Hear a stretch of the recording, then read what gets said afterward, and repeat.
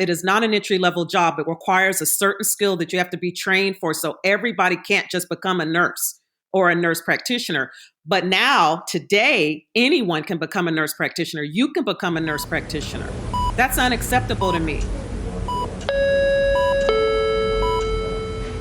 Paging Dr. Cook. Paging Dr. Cook. Dr. Cook, you're wanted in the OR. Dr. Cook, you're wanted in the OR.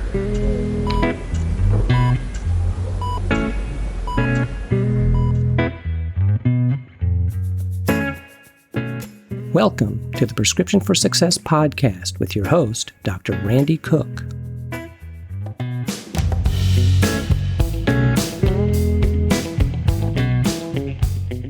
Hello, everyone, and welcome to Prescription for Success. I'm Dr. Randy Cook, your host for the podcast, which is made possible by MD Coaches, a company dedicated to developing and empowering physicians and other healthcare professionals to realize a greater potential and to achieve a greater level of satisfaction in their chosen fields.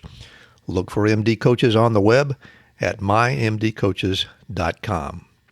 Well, before we get into the show today, I've got a quick message from Physician Financial Services, a business widely recognized in the physician community for disability insurance. Lawrence B. Keller, CFP, has been in the insurance and financial services industry since 1990. You know, unlike medicine, which has a standardized path for education, training, and experience requirements to obtain board certification, the insurance and financial services industry does not. While he might not be a doctor's first phone call regarding their insurance needs, he is very often their last. You can find Larry at drpodcastnetwork.com/Larry Keller or at the link in the description of this show. Well, my interview guest today is a residency-trained, board-certified emergency medicine physician with a truly diverse experience in practice venues.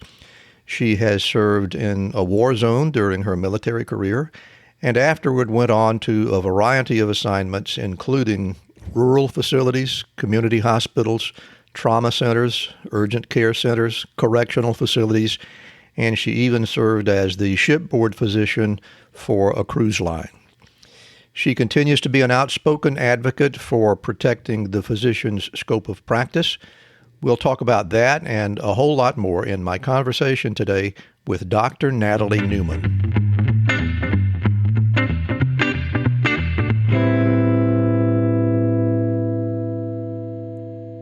And welcome everyone to Prescription for Success. I'm delighted to be speaking today with Dr. Natalie Newman, a 25-year veteran in the world of emergency medicine. Natalie, thank you so much for being here and welcome to the show. Thank you very much for having me.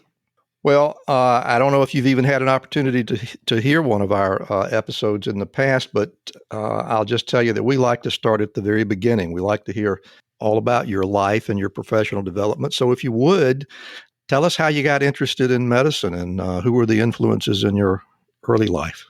Well, I'm probably dating myself, but to go back to the 70s, there was a show called Emergency, and there were these two paramedics, and there was I think the actor's name was Robert Fuller. I forgot what doctor he played, and then a nurse named Julie. And I initially wanted to be paramedic. Some point, I decided that was not going to be enough income, but I still wanted to work in that arena. And I decided I would be an ER nurse. And so I was pre-nursing for a while in college, and then came to the conclusion that I really wanted to be the one that had the final say on the management of patients. I had candy striped in high school at an ER and gotten a sense of what the charge nurse did. And I knew that I didn't want that role of running the department. I just wanted to manage patients. And so one day I just literally said, if I can be a nurse, I can be a doctor. And it changed from that. I didn't necessarily have like a dream or a case where a patient or I had a family member who got sick and was managed by a doctor, and that made me have this dream. It didn't really happen like that.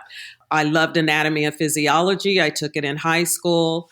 I watched that show. I knew that I wanted to work somewhere that had to do with emergency medicine. And where could I use my skills in anatomy and physiology, which I did very well in. And I decided, well, I can apply it to the human body. So I was a pathology assistant for the Sacramento County Coroner's Office when I was in college, and decided I didn't really want to deal with dead people. So I would do emergency medicine and deal with live people. And I could also use my anatomy and physiology in real time, see it in real people. And that's how it evolved. My love of patients and my appreciation for them allowing me to practice on their body, that came much later. And at what point did you make that decision that you really wanted to be in the physician role as opposed to other areas of medicine? Was that in high school or in your college years, or tell us? Definitely. It was in high school, probably around when I was 12 years old, or I should say in the 6th grade. I knew that I wanted to work in the hospital. Didn't really know what capacity, if I was going to be a paramedic, a nurse. A doctor never occurred to me right away. That was kind of the culture then, because we are talking about the 70s.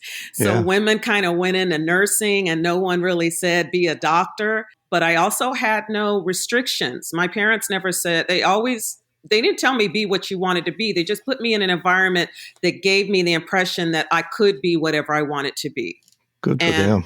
And there was no pressure other than you need to get good grades and do your homework and so on. But other than that, when I wanted to be an artist, they bought me a bunch of stuff to support me in that aspect, and where I could draw and submit drawings that I had into contests. And then, as I got more interested in science, my uncle, my mom's brother, brought us a series of books called Childcraft Encyclopedias. And that's where I began reading about science. And I was around 12.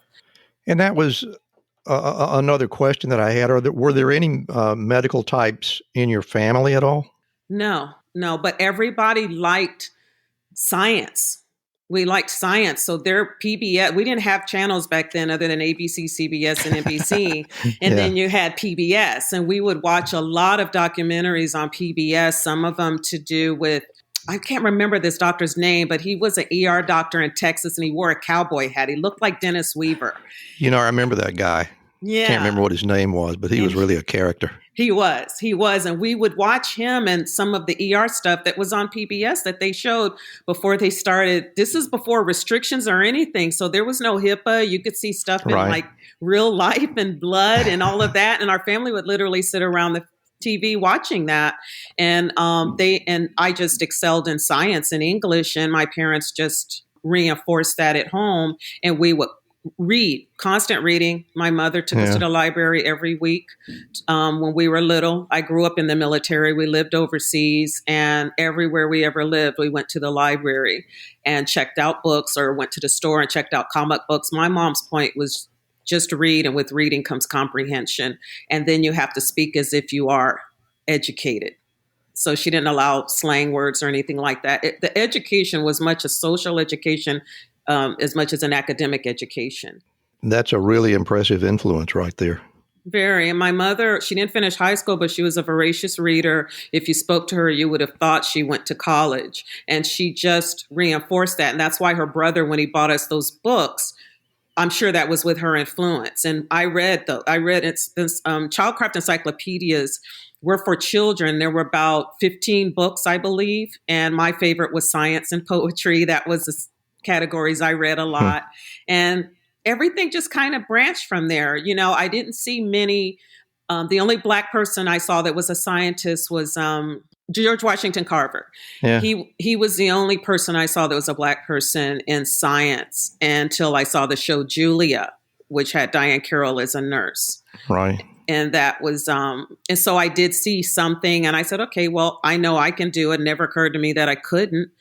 So I just went with it, what my interest was in school and everything else. And my parents just supported it. They never restricted me. So with that great respect and great love for learning, it sounds like you got into medical school rather uneventfully and chose to go to Case Western Reserve. How did you pick Case?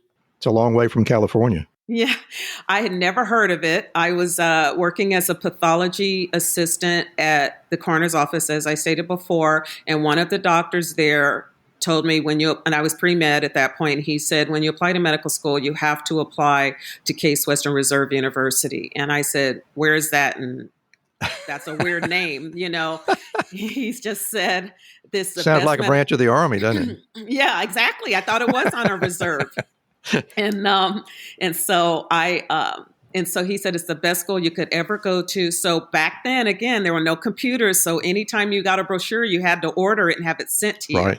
So every school I was interested in, I called and requested a brochure, and I was sent one from Case. And when I read its curriculum, I knew that it was made for me because it was self-directed a lot. You went to school maybe 8 to 12, and then you were off the rest of the time. And they had a family-based program where you were assigned to a pregnant patient and followed that patient for 2 years in your second year of med school. And so I said, that's what I want. And I was an older student. I was 29 when I started medical school. So I knew how to study. I was self-motivated. So I liked that structure. And so that became my number one choice when I read about it. And then I was calling and everything. And I applied to, because I got a fee waiver. I was a broke student. I got a fee waiver. I applied to 20 schools, and Case was my first choice. So I was calling and harassing them constantly. I ended up being accepted to another medical school first, moved there, lived in an apartment in the summer, and was still on the wait list at Case. And I was calling every single day. The dean knew me and the secretary knew me. And I mean, every week I was calling from the office because there were no cell phones. I didn't have a phone. So I went literally to the apartment office, manager's office, and I would call every day and say, Dina, who was the clerk for the dean, or the secretary for the dean. I said, Dina, yeah, this is Natalie. I'm just letting you know, let Dr. Phillips know when he's ready for me to come. My bags are packed and I'm ready. Just tell me when. I got the ticket, and that's what I would do every week. And sometimes I would get him and I say, hey, you said you were looking for a student like me. You need look no further. I'm here. I'm ready. Just tell me when. And he would laugh, but I was still waitlisted. And then when it got down to the last 3, he actually called my mom in California. My mom called me, and I canceled my lease, which we had a 90-day window to do. And I got on a Greyhound bus with 5 pieces of luggage. You could carry that much back then, and 2 bags. Man, that's a great story. Yeah, and I went there. I didn't have a place to live or anything. I went there, and a friend of mine who was getting ready to start with me, we both went to college together. She let me stay with her. And so I said, before we go to the house, take me by the school. And I walked into the office, and Dr. Phillips was there, and I told him, you will never regret your decision. And he didn't. He became one of my mentors. I became a mentee. I was tutoring students. I did really well in medical school. I did. It sounds like you're sort of a congenital good learner. And I would guess that you never found it particularly intimidating, or am I wrong on that? Oh, no, I wasn't intimidated. I was not one of those people who was confused or sat and you question yourself and say, do I belong here? The day I sat in class, the very first day, my girlfriend was sitting right next to me, and I said, I'm exactly where I belong. I made the right choice. Because you never really know when you're a medical student, right? You think that's what you want to do, but you're never in the doctor's shoes as a medical student, as a college student. Yeah. You rotate with doctors, you rotate through hospitals. I was, like I said, a pathology assistant. I did all that, but that didn't put me in the shoes of the doctor. So you could hope at best that you were making the right choice. And I had prayed. I'm a Christian, and you may not know it because I foul language. I won't use it on this show, though. And you're permitted. And I'm very expressive, and curse words are my exclamation points, and I use them very strategically. And I prayed to God because it took me 11 years to get my bachelor's degree. I was working full time and going to school full time, and that's a lot of determination right there. Received an AA degree first and then transferred to a state university. I paid for it myself because I had put away money. And, I grew up in the military. We had 5 kids. My parents had no college fund for any of us. Their contribution was to put us in an environment where everyone went to college, where we got the best education. So the public school I went to was in the top 10% of the nation in academics and sports. And so that's what my parents did for me, put me in an environment where my only option was to go to college because that's how everybody thought. It was a normal way of thinking. And I thank them for that because we were the only Black family of 3 in our neighborhood, and they were not selling to Blacks, but my dad got them to. So that set me up. You know, when I was in medical school, I was one of those who had gotten there as quickly as I possibly could because, like you, my mind was made up. But retrospectively, I know that I was very young. Mm-hmm. There were a good many people in my class who were older.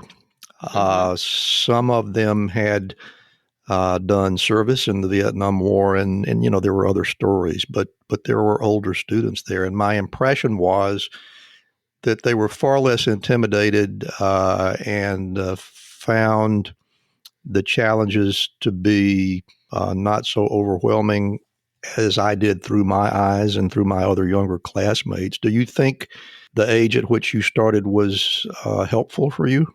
It was, because when it takes you that long, and once I started applying, and I had good advisors, don't get me wrong, once I got focused, that was part of the problem is I wasn't focused. No one in my family had gone to college at that point, and I had really good study habits, but they didn't really tell me how to stay focused on whatever major I chose and how to get an advisor and have a good advisor. So I was kind of meandering while I was doing all this, although I was getting pretty good grades in the sciences. There were other courses that were not pre-med courses or pre-nursing courses that I didn't do so well in. So that catches up with you. Nevertheless, once I transferred to a 4-year state university, I happened into really good advisors, got involved in some minority science programs that were pushing for students of color to go into the health professions. And I was already in that place. So I knew I was going there. I just needed support, and they were very structured, and it was a great support program. And that's where I received the support that I did. So I had no doubt, because everyone around me was people of color, even though the school was predominantly white. There were plenty of other students who looked like me. And so it was possible. And it just never occurred to me that I would. And I just said, well, if I can be a nurse, I can be a doctor. And it was as simple as that. The struggle I had to overcome was to believe that I could do better in courses that I before had not done well in. In high school, I flunked chemistry. I was very afraid of it. When you're working like I was and full time, you had an excuse, right? I had an excuse. Oh, I failed because, I work full time and I have 4 jobs. But I had an advisor said, you're not one of those brilliant people who can work and maintain your grades. So if you're serious about being a doctor, you have to stop working. Then I didn't have that crutch. And I was very nervous, and I prayed to God, and I said, if this is my calling, I know it's what I want to do, but if it's what you want me to do, then let me be successful. And I had taken so many classes at that point that I was only in upper division. So I had biochemistry and organic chemistry, and I think I had plant bio, but they were all upper division courses. And biochemistry, I was always in the top 3. I shocked myself. It was me and 2 other guys, and we were always competing for the top score. It was just the 3 of us, and I had never been in that position before. And I said, wow, I am smart. I really am smart, and I do understand this stuff, but I needed to commit. That was my problem. And so when I committed, I did really well. And actually the dean at Case Western, when he met me, I said, listen, I know my grades look like a sine wave over 11 years. So there's a reason you accepted me, because they're in the top 25% of the nation of medical schools. That's correct. Yeah. And he said, because of 2 things, your poem, because I wrote a poem called Let Me Introduce Myself for the secondary application. It was describe who I am, the person they were meeting. And the other was, he said, your last 3 years, which were difficult courses, you did very well academically. So that told us you could handle the material. So even when you're in as long as I am, it was still a light at the end of that tunnel that showed them I could handle the academic material. Remember medical school? You were confident, studious, hardworking, and you learned what to expect in all manner of patient care. Then reality struck. Regulations, expenses, staff management, and administration. Is this what we signed up for? Stress on the verge of burnout, no time for family, or the reason we got into medicine. Helping people. What are the options when you're afraid you're in the wrong career? Transition, teach, quit? What if there was another way? MD coaches can help. We're a team of medical professionals with a century of experience in the clinical and business sides of medicine. More importantly, MD Coaches has been where you are, stressed and trying to navigate a world school didn't prepare us for. MD Coaches is your mentor, your confidant, to help you make your practice shine, navigate administrations, and successfully lead staff and projects. Or if you're ready to transition, we can help there too. MD Coaches is doctors helping doctors. Visit our website to receive a free, no-obligation consultation. Go to mymdcoaches.com/RX. That's mymdcoaches.com/RX. Isn't it time someone else was on your side? Don't let the business of being a doctor stop you from doing what you love. That site again, mymdcoaches.com/RX. Visit us today. We'll get back to our interview in just a moment, but right now I want to tell you a little bit about Physician Outlook. If you haven't discovered this remarkable magazine, please do so very soon. It was created by physicians, for physicians, to showcase the intersection between clinical and non-clinical interests, whether it's writing, painting, cooking, politics, and dozens of other topics. Physician Outlook gives a physician perspective. It's available online and in print. It's really unique among physician lifestyle magazines. And like the Prescription for Success podcast, Physician Outlook amplifies the voice of any physician who has something to say. It also engages patients who still believe in physician-led, team-based care. And Prescription for Success listeners can get 3 months free when you enter our promo code RX for Success and select the monthly option at checkout. That's a really great deal on this stunning publication. And now let's get back to today's interview.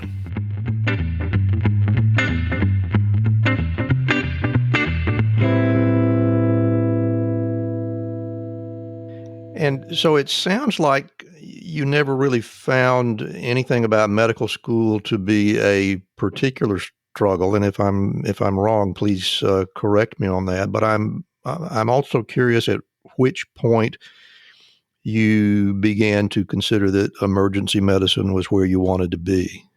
Well, I knew at 12 I was going to be an ER. I knew that. I had a feeling that would be the answer. Yeah, as a nurse or a doctor or whatever, I knew I was going to end up in ER. It just fit me. I'm an impatient person. I think quick on my feet. If I have to think too long, someone's in trouble. But if I have to react, I'm very calm. And it's just the thoughts are very clear.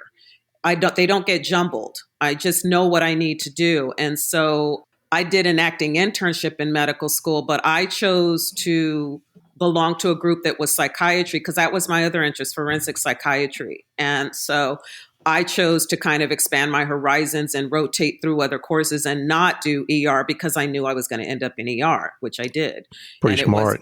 It was the right choice, but I wanted to be a well-rounded physician. So the best time to take advantage of your education is when you're in school. You don't have to pigeonhole at that point. So I didn't. That is so smart. But I was older, right? So I wasn't like a, child. I was almost 30. Sure. So I had a different way of thinking than maybe somebody who came just out of college and was what we called a straight arrow like you. Yeah. I mean, I don't know if anybody would call me a straight arrow. Well, it was like if you went straight from high school, straight to college. I was did you a finish straight in 4 path. years? Did you finish college in 4 years? I did, yeah. Yeah, so you're straight arrow. You went boom, boom, boom, and then you went to medical school. And then there are people like me who meandered. We were called bent arrows. Mm-hmm. Well, my experience with the bent arrows, and as I mentioned, there were plenty of those in my medical school class, and even that I met in residency. My experience was that they were better prepared for what we were doing. So I think it makes sense to kind of take your time. And if I were being interviewed here and you asked me what I would do differently, I would say take a little more time. I think there's a lot to be learned just by living more days before you get into something as complex as medicine. That's right. So life experience has made a difference, definitely. Yeah. So let's move you along a little bit. So you knew that you were going into emergency medicine, but how did you happen to pick New York for your residency? I didn't. I actually didn't match. I was trying to go in Ohio and so on, and I was one of those people who didn't match and had to scramble. And I had done an acting internship and done well. I didn't get honors. I got what they called high satisfactory, but the assistant residency director for that program really wanted me to come there, but the residency director didn't select me. So he was my advocate, and he knew the program director at a new program in New York. They were friends, and that's how the scramble worked, right? Somebody knew somebody, and they say, "Hey, I got this resident who didn't match." Exactly. It was a brand new program, so it had become approved outside of the match because the match had already happened by the time they got approved. And so they didn't have any residents, and I didn't have a hospital. So he spoke to the program director there, and I ended up interviewing with him, and he said, "How can I guarantee that you come here?" I said, "When you send me a contract." And so he faxed me a contract. I signed it and ended up going there, and it was a best choice. It worked out for me because I loved New York. I had family there. It was a stellar program, totally supportive, wonderful attendings. Like, it's the best program I could have gone to. It's just everything, when it happens right like that, that's God's hands. That's the way I look at it, Yeah. you know? And so it was great.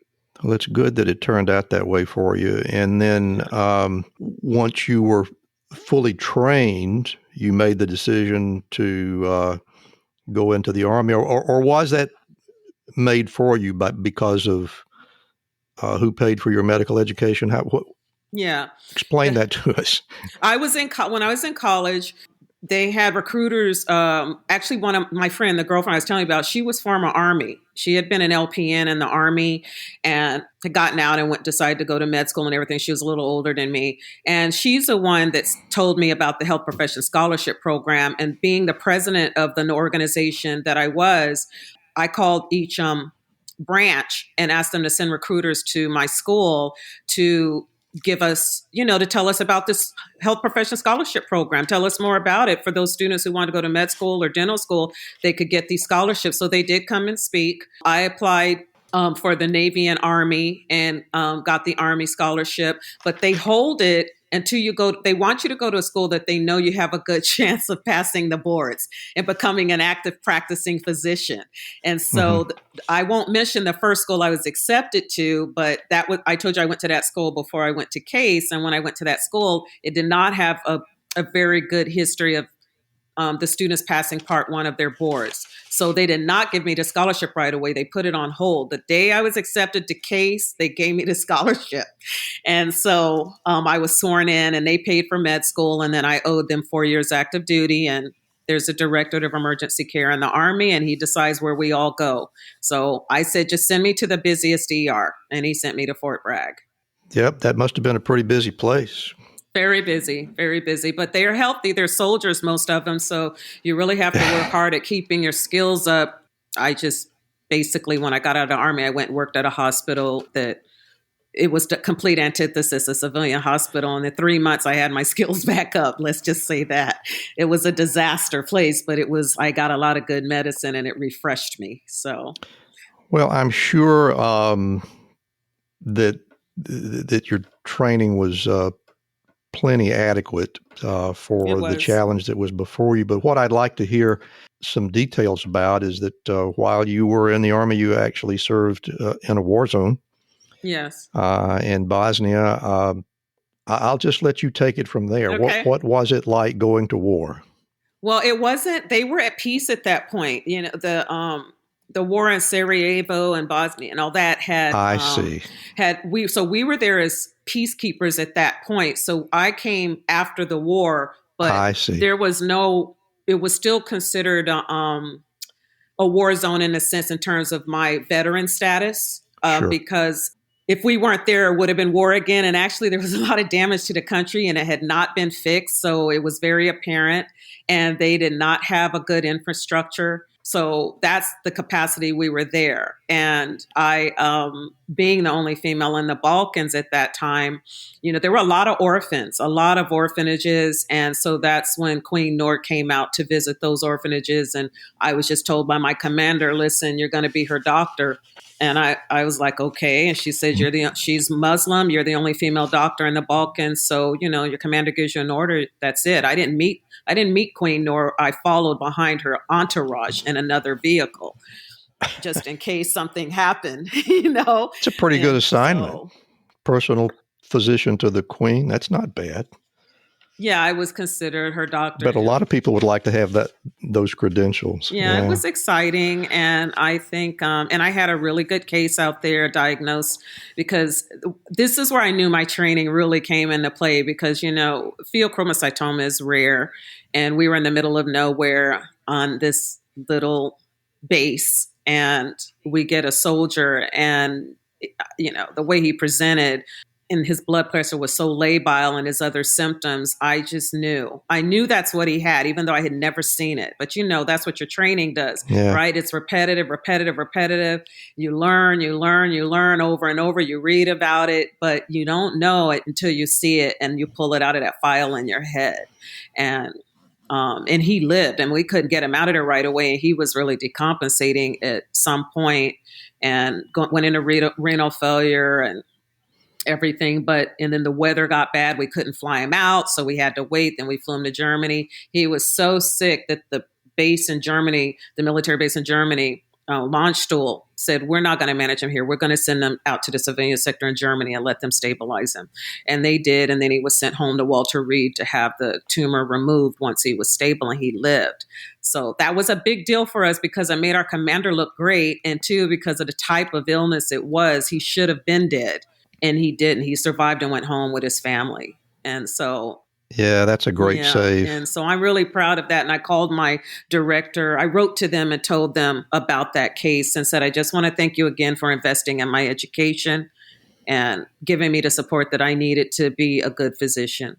When you made that transition into the civilian world, was that difficult in any way, or was it a relief, or what exactly was the experience like? I had mixed feelings, because I got out when the war started in Iraq. And I mean, literally, the war had started and I was stop lost, which means that the base commander can basically say, everybody who's due to get out, I'm stopping that because there's a war, so you can't get out. And I was stop lost. So I was supposed to actually go to Kuwait with the Combat Support Hospital. Wow. But they decided not to take the entire hospital and took half the volume. And at that point, I was allowed to leave. And I called my dad because I felt a lot of guilt. I feel I have these skills. The soldiers are going to need it. And he just said, you've done your duty and you've done it honorably, and you can get out, because he's retired military. So, some of the soldiers were coming back when I was still there. So we were taking care of them, all the psychiatric stuff that was happening. I saw the beginning of it, and then I separated. It was not hard to transition, because I had lived pretty much as a civilian until I went into the military. Being a dependent in the military is a sweet life, but you're more like a civilian, So I just felt like that. Right. But I came out a patriot. I went in as someone who was kind of spoiled as a dependent and having someone pay for my medical education, but I came out a patriot and respectful of what my dad did and what other soldiers did. And I feel honored to have taken care of those soldiers. So, and that's an admirable thing for you to do and to say, I might add, and my hat is certainly off to you in that regard. But once you were in the civilian sector, was it profoundly different or shocking in any way, or was there any adjustment period, or is it just exactly what was the transition like? It was different. Fort Bragg is what they call a jump base, where you see the paratroopers and stuff. So we had a lot of orthopedic injuries and so on. And then, of course, it being in the military, most of the soldiers being healthy. But so to come out and then work where I did ended up in Sacramento, my home, and working downtown. it was a cardiac stroke center. It was different. But I can adjust. That's what I like about ER is we do adjust to whatever comes through the door. We're accustomed to that. So I see the practice itself, regardless of where I work or the environment in which I work, I can easily transition and adapt. It comes with the territory. So I didn't notice anything much. I didn't feel insecure, but I was only 4 years out of residency. So I was still one of those docs who kind of ordered more to make sure. And I had a great director who just said, I can see that you're finding your way. You're a very good doctor. Trust your instincts. And some of this stuff you won't be ordering so much. And everything. And so, but he was very patient and everything. He was just happy to have a board certified ER doc, so, Sure. And it evolved and I got better and learned how to kind of rely on my gut and my instincts and my clinical skills and acumen. And I became more polished, but that's what I miss about the more senior docs is you had people guiding you even after residency that they didn't baby you, but they were there as a guide if you needed them. I think some of that is missing now because of metrics. You had time to evolve as a physician. You still had to move fast. I mean, because they get paid and they want to get paid, but at the same time, they gave you time to develop, to grow.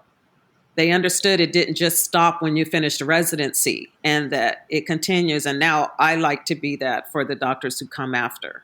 Well, I want to talk to you some about, obviously I've done a little snooping around in your life, and I know there are some things that have created, I dare say, passion for you with respect to the way we deliver medical care. And if I ask you about anything that you don't want to talk about, all you got to do is say, let's don't go there.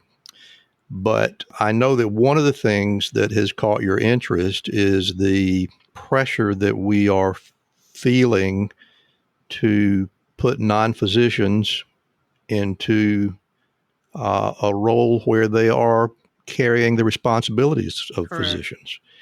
And I'm interested to know how you became interested in that. And we'll just take it from there.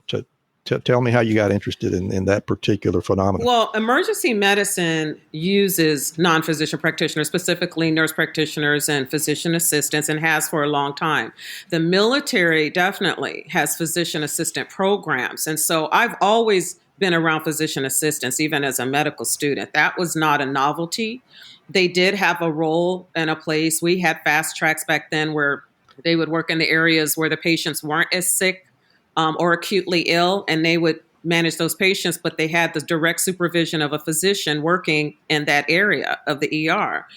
And I'll bet you were glad to have their help. Yeah, but I didn't interact with them as a resident because they were in the fast track. When I rotated through the fast track, yes, they were there. And it was actually a PA who taught me how to suture my first hand. Right. So they're very procedure oriented and they were always part of the ER landscape. NPs, I did not have experience with until I actually got out of the Army, as far as working in the ER. I had worked with NPs or I had met NPs, but I had never worked with them until I got out. But everybody had a role. And they were definitely an asset to our attendings as far as them being able to focus and teach while they did these procedures that they were doing, whether it was suturing. They didn't do conscious sedations to reduce fractures, but they put on splints. And they were very aggressive. And the Army PAs are some of the best you'll ever work with. The Army trained PAs are some of the best you will ever work with. Never had a problem working with any of them. My issue arose when the agenda of theirs began that they can replace physicians or work where physicians don't go because they are not physicians. That's where my beef came. And because I think it's important to respect disciplines.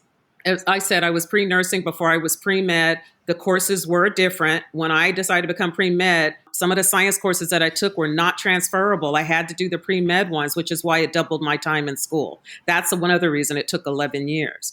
And so if we don't respect those differences and we start to cloud or blur the lines, it does put patients at risk. It gives people a false sense of confidence of thinking because what they do appears to be what a physician is doing, the cognitive aspect is missing. Knowledge deficit is there. They don't know it. The more seasoned PAs, the more seasoned NPs, the old school ones, they're not like that. They are very humble because they know what they don't know because their training was so exceptional. Yep. When I was pre-nursing in the 80s, you had to be the cream of the crop to get into nursing school. There was kind of an attitude that if you were like in nursing school, everyone was in awe because it was as if you had to be really smart to get into nursing school. It had that stigma. And so how it evolved today to where the education is, where it's disappointing to me. That's one of the reasons I'm adamant. The MPs see me as an enemy. They think I hate nurses. I said, no, actually, I respect them so much because I saw how good they used to be. I saw how high they held their academic standards. I lived it. I was there. And to see that they have become, they're accepting mediocrity is what incenses me. That's the passion that you see because they're better than that. And it irritates me. And also because they are not physicians. Nursing is its own entity. It is not an entry-level job. It requires a certain skill that you have to be trained for. So everybody can't just become a nurse or a nurse practitioner. But now, today, anyone can become a nurse practitioner. You can become a nurse practitioner. That's unacceptable to me. You see in my bio that I've been lecturing on the value of education for over 30 years. That's to me a devaluation of education, and that's why I have an issue with it. That's one of the issues. So, but the other was as I was working in ER, I know what I do as a board certified ER physician. I know the sick patients that I've received. You know when you have a spidey sense when something is wrong. And all of that is lost in people who don't have a medical school foundation. They're very dismissive of the ones today. I'm only speaking of the ones today are very dismissive of the medical education that we have. They minimize it. They don't understand that foundation, when I did my residency, is why I was able to diagnose that soldier with a pheochromocytoma in Bosnia. That's why I was able to do that. It wasn't because I ever saw one, because I never did, not even in residency, but I was taught. And there's something to be said about redundancy when we have to keep reading on everything we see, like with congestive heart failure, how we know the difference between hypo and hypernatremia and how to manage certain types of heart failure, and that everyone with swollen legs isn't necessarily fluid overloaded. Like we know this because of our training, and I don't think you should be dismissive of it. And I think today the American Association of Nurse Practitioners and American Academy of Physician Assistants, I think they're very dismissive of it, and I'm offended by it. And there have been incidents that affected you because of your willingness to speak out on this subject that have actually affected your employment. And I hope I'm not speaking out of school on this. Rebecca Bernard has written about this in some of her blogs. I don't know how much of that you want to share, but I think it underscores how serious the problem has become just because of one's willingness to shine a light on a subject that needs to be discussed in great detail. I have no problem discussing it. I have one mantra: always do the right thing. When you know something is wrong, don't do it. To me, it's pretty simple. These are different disciplines that have their own role. And when we work well together, it's like a well-oiled machine. I know why the PAs decided to do what they did. They were being pushed out of the landscape because so many NPs are being hired under the impression that they're independent. And that's why, because I don't believe that the AAPA would have done that had the APA's job not been compromised. So I think it's secondary to that. It still doesn't excuse it, but I understand it. I stopped supervising in 2013, way before PPP, Physicians for Patient Protection, ever existed, before I knew any of the people. I've been practicing ER a long time. I didn't like the fact that I was forced to supervise nurse practitioners in particular. PAs, I had supervised. I was comfortable with them. They're trained in a medical model. They are not overconfident. Like I never had a bad experience with them, so I didn't have any uneasiness about working with them. As the ER started to become inundated with nurse practitioners who I had no experience with in the ER and recognized their knowledge deficits, I became extremely uncomfortable that I was becoming liable for their actions. I didn't like that. With the PAs, it was okay because they didn't put me at risk because they knew their boundaries. They knew when to involve me in a case. But the NPs didn't function that way. There was some insecurity there. This is my personal experience. This is not a generalization, but I was a traveling physician, locum tenens, for 11 years. And I did work in 3 different states. And I can only tell you from my experience, their insecurity and not wanting to tell me about a patient because they didn't want me to feel that they were stupid, compromised patient care. And it compromised my license if I don't know a patient that they're managing, that something is wrong, and they don't come tell me, because I could not see 100% of the patients as metrics came into the picture, because it became about volume. So if I'm seeing 30, 40 patients and they're seeing 20, there's no way in hell I'm going to be able to see like 70 patients in a 12-hour. It's impossible. So I had to trust them. And then I would review these charts after the fact, 3 hours after the fact. When I'm off work, I'm reviewing these charts and not getting paid. And I'm looking at this documentation, calling and following up with these patients and missing these gaps, these errors that they were missing that brought me so close to being a risky case. But because I reviewed the charts, I caught those. So I have no lawsuits. My record is clean, but it took a tremendous amount of effort to keep it that way. And to have my employers tell me, if you're going to work in this ER, you have to supervise. When I want to be indemnified, you have to ask, why won't they indemnify the physicians? Because they're not comfortable either.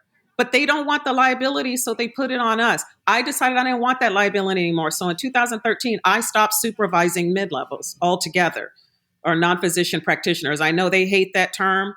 Back then when it came out, nobody cared. It wasn't a big deal. Today it's a big deal, but non-physician practitioners. But so I quit supervising because it wasn't worth my license. When I did that, of course, that decreased my options because so many ERs use them in urgent cares. But I did have jobs. I started locum tenens in 2008, and I went to an ER where there were PAs. They were actually PAs. There were no NPs at that ER, but the PAs were not. Nobody was really overseeing them. So they were picking up all kinds of patients, including, critical. And one of them was a PA who was a year out of school. And so I came in at a time when one of the PAs who at that hospital was not allowed to do spinal taps on children. And this particular PA, he was an experienced PA. He could not do a spinal tap. I think it was on a 3-week-old. The pediatrician was upset and said, why isn't the ER doc doing the spinal tap? Why are you doing it? You guys aren't allowed to do it. I came in at that point. I didn't know any of these people. I was new, but they were looking for somebody to be on an interdisciplinary committee to come up with guidelines for PAs in the ER. I was on that committee and helped develop the guidelines, and those guidelines became the bylaws of the hospital, and it was very specific in what PAs were allowed to do. So one particular PA who was a year out of school violated that, and I held her accountable. She went and complained to the acting director, who was also regional director, and he proceeded to lecture me, and I wasn't receptive to that lecture because I had done nothing wrong. I know what the bylaws said. I wrote them. So you know how serious bylaws are in the hospital. And instead of backing me, he was more like, well, we have to learn to work with him. I said, I can work with anybody, and I have. Okay, my references are excellent. What I will not allow is anyone to violate bylaws that are going to put my patient at risk and put my license at risk. And you know that. And that, the next day I was taken off the schedule, and that was it. And they blacklisted me, that company. And so you might, if people read about me, you'll see a lot of gossip where they say that I was fired because of the way I treated PAs. No such thing happened. That was that incident with one PA who violated hospital bylaws that I held accountable. And for that, I was blacklisted by that particular corporate contract medical group. And that's the end of the story. And I make no apologies about it. I'm not ashamed of it. I did my job, and the patient was protected because she picked up a patient that was on diabetic ketoacidosis who was very sick and gave the medication the wrong way. We were lucky he didn't end up with cerebral edema. So nobody cared about that, right? Nobody said anything about that. They didn't even mention the patient. It was that I made her cry, So I'm like, whatever. My patient was tended to and was safe, and that's all that matters. I did my job. And that's it. Well, what's interesting about this is it sounds to me like you were aware of a problem in its infancy, and absolutely it has continued absolutely. To grow. There's day by day there is much more interest in this big question about what are the so-called mid-levels going to be allowed to do, and many of them are demanding that they be allowed to practice unsupervised, and it's given you an opportunity to be a bit of an activist in that space, which is a good thing because you clearly have a wealth of experience in that territory. And Tell us a little bit. It looks to me like you found a really good vehicle to communicate on this subject. You participate in what I guess would be called a medical blog called Authentic Medicine, which I just discovered, I'm ashamed to say, but it's just absolutely fabulous. And I'd like you to tell us about it. Doug Farrago, who owns Authentic Medicine, was looking for writers about 2 years ago, I think it was. He's not a member of Physician for Patient Protection, but he, I believe, is on the Facebook group. He's not an official member, but he's in the Facebook group. And so I had never heard of the magazine either, but I was writing a lot of diatribes in my ER groups. Like, people write commentary. I was writing these with diatribes, long commentary, but it was drawing attention. I didn't know I was a writer. I'm in my 50s. I've not written for any, you know what I mean? And I had no idea, but as I'm writing, it's drawing, people are intrigued, but they're also appreciative because it was educational. I was talking about the mid-level thing even back then. And right. Was not well received by my colleagues. I was talking back in 2000, I think 16, when I got on. That was the first time I was even in social media, was in 2016, and I was on that Facebook group. And I was talking about I didn't like that they were using the terms residency and fellowship and all of that. And at that time, my colleagues were not particularly supportive of me. They felt that I was anti-mid-level, and I said that I feel that it's deceptive. What's wrong with just saying nurse practitioner and PA, and they were in preceptorships or training. And it kind of evolved from that. And I would write all these diatribes. And so Doug was looking for writers. I said, I'd like to try. And he said, okay. And my first submission was called "What Kind of Fuckery Is This?" And so I very sort of, I love it. Doug was like, yeah, well, let me think about this. And so it was a little bit over the top, and there was some curse words in there, and he was taken aback, but so I held on to it for a year, and I wrote some other commentary that was well received. And then a year later, I resubmitted. Now he was used to my writing and my passion. And so he accepted it at that point. And it got a lot of hits and everything. But I realized that I'm an emotional writer. I learned that, yes, I'm a writer, but I'm an emotional writer. I write out of passion when I move because it's an outlet and the words just flow. I was always good in English. I excelled in English in school, and I was in advanced placement. But I never wrote anything other than the poem that I wrote to medical school. When I applied, I didn't write. So Doug has allowed me to find the writer that I am. And I talk about this issue because it's passionate to me. I think it's unfair to patients. That's the ultimate thing. I think it's dishonest. And I think using patients as guinea pigs is wrong. And it's not okay that if you make a mistake and say, well, I'm a nurse, I didn't know, the patient doesn't have to understand that. They don't have to accommodate your error. You have to know what your limitations are, and it should not be discovered after you injure somebody. It's wrong. It's unethical. And that the agenda has become to allow them to practice what I just want. And I say this on every time I'm on a podcast or anything. I want everyone to understand that in every state, they have full practice authority, which is their version of practicing medicine without a medical license. Not one legislative body, not one regulatory body, not one nursing body has ever followed up on the quality of care being provided in states that have full practice authority and comparing it before and after. Is the quality of care as you said it would be when the law was passed? Has anybody followed up to assess that? No one, not one state. Not one state, not one country that they have FPA have they done that. So how do we know that the quality of care is sufficient? We don't know. It's a presumption. That's the litmus test. And it's because they have it in so many states that legislators have said, well, it wouldn't be approved in so many states if they weren't doing okay. Wrong. We've had bad laws in the country, right? We had Jim Crow laws. They were on the books. Yeah, that's about as stupid as anything that I've ever heard. Right. People have been doing it before, so it must be all right. Right, Give me a break. But that's their assumptions. So Jim Wood, the numbnut in my state of California, who's a dentist and knows nothing about nursing or medicine, he's a friggin' dentist. He's the one that wrote the bill for the nurse practitioners and says their quality of care, blah, blah, blather, blather, blather. I sent him a lot of documentation. I've worked in 2 of his districts as a physician in a rural area, telling him the kind of patients that I saw. He's never responded to me. He's never asked me for my evidence, if their malpractice data, their own malpractice data, independent of physicians, that shows that their cases are going up, the payouts are going up, and adverse actions are going up. Those only increase when you have more independence, because what's happening is the deficits are manifested in patients. So what do you think is going to happen? There are going to be more lawsuits.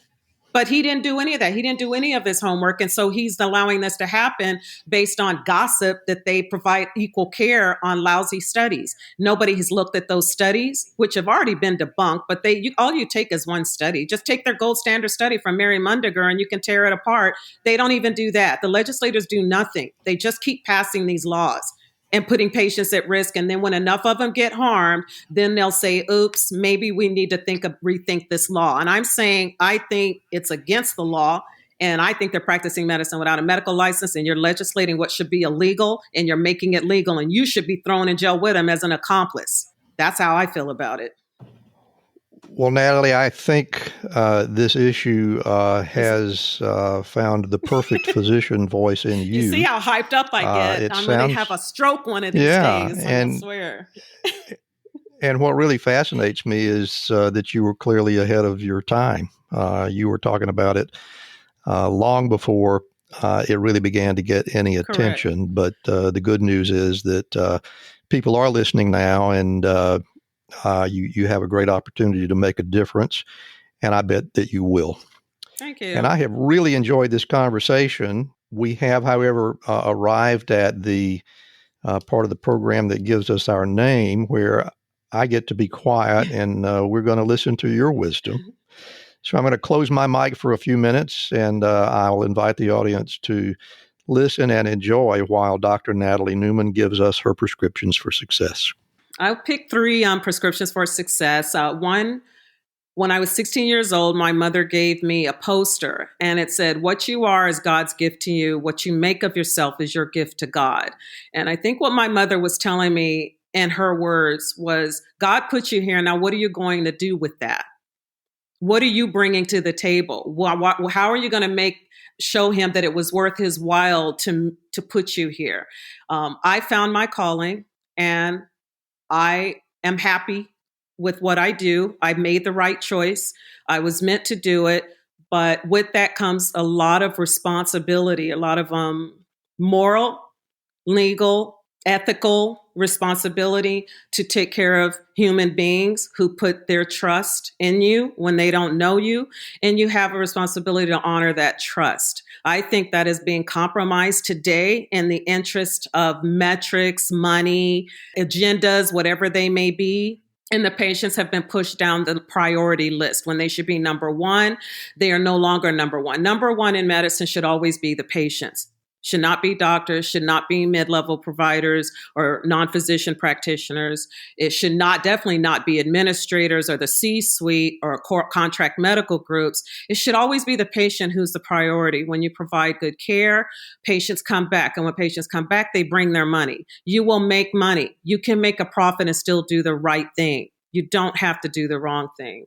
So I would give advice to everyone, whatever field they're in, just always do the right thing. It's really not that difficult. You know when it's wrong, you feel it. And when you ignore it, then you're making a decision to do the wrong thing. And you need to own the consequences of that and not make excuses. Another piece of advice I would give, or prescription for success, is be what you want to be. I knew that I wanted to be a physician. There was no second choice.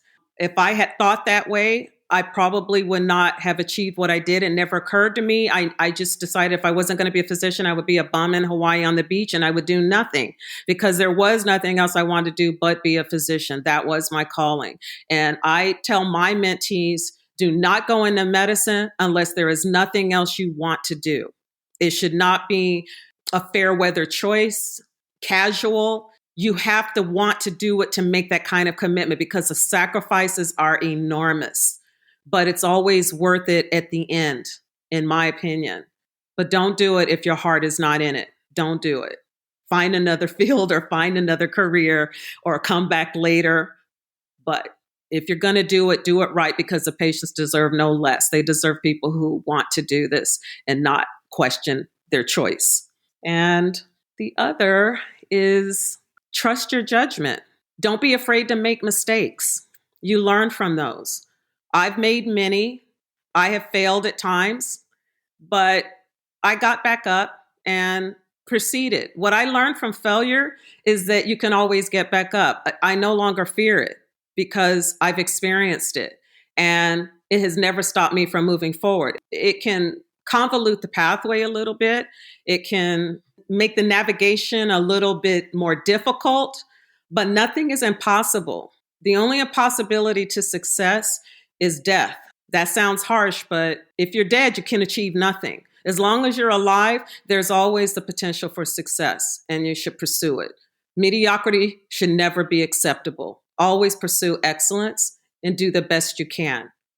You may not reach that ultimate goal, but you tried, and that's what matters. Failure's okay because you can always get back up. And I think that's about it. Well, Natalie, that was as wise and as impassioned and as relevant as I knew it would be. And I appreciate you sharing with us today, and I appreciate you spending the time with us today. Before we go, I want to give you an opportunity to share any contact information or blogs or books or anything that you would like to publicize and tell our audience where they can find you and those things. Okay. Well, Authentic Medicine, I write for. That's authenticmedicine.com. It's Natalie Newman, MD. I'm one of the writers.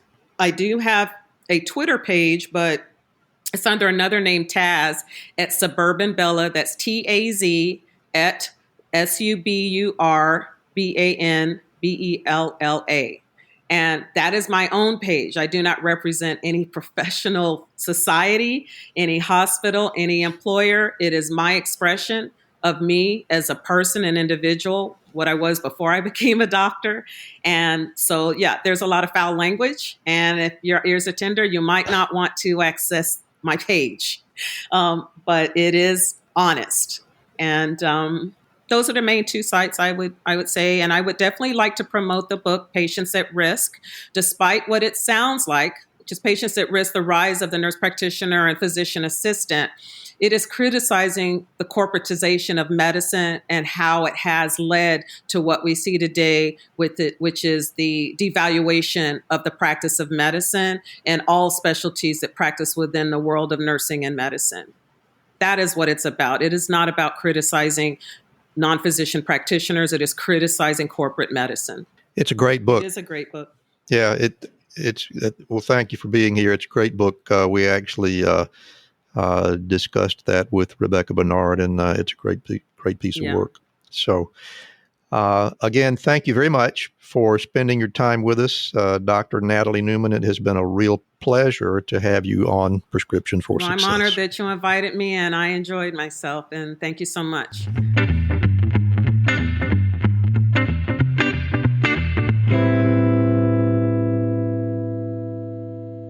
Well, I hope you enjoyed my conversation today with Dr. Natalie Newman.